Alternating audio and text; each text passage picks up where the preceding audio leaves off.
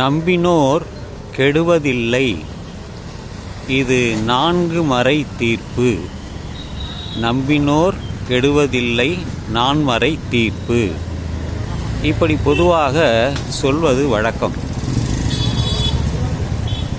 ஆனால் இன்று இந்த காலகட்டத்தில் நம்பியவர்களை துரோகிகளாக மாறிவிட்டார்கள். பொதுவாக அதுவும் அரசியலில் கட்சி விட்டு கட்சி மாறிவிடுவார்கள். காரணம் பதவி, பணம், பேராசை, இந்த 3ம் தான். நம்பினோர் கெடுவதில்லை என்பது பொதுவாக சொல்வதுதான். உண்மையிலேயே வாழ்க்கையில் அது சரியா என்றால் இல்லை, அது சரியில்லை. காரணம், இந்த உலகம் வஞ்சகமாக இருக்கிறது.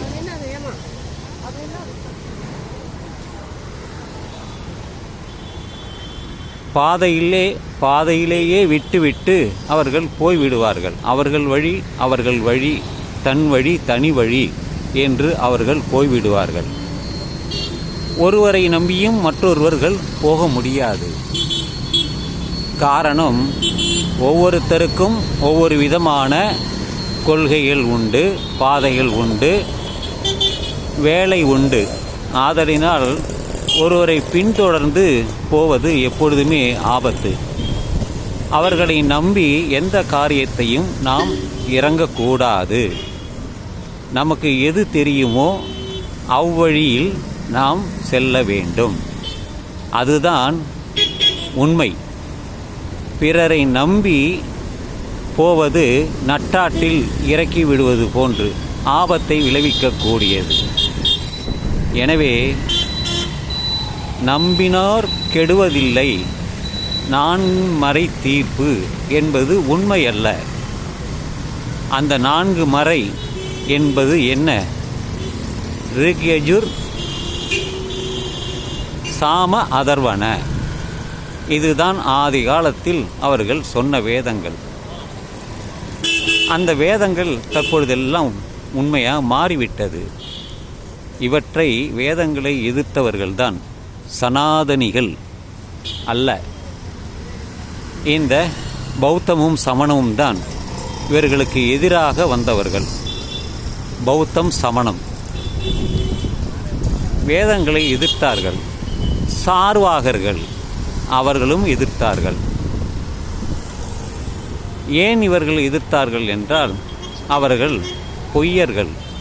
அவர்கள் கூறுவது எல்லாம் உண்மை அல்ல. சாதி பாகுபாடு, சனாதன தர்மம்.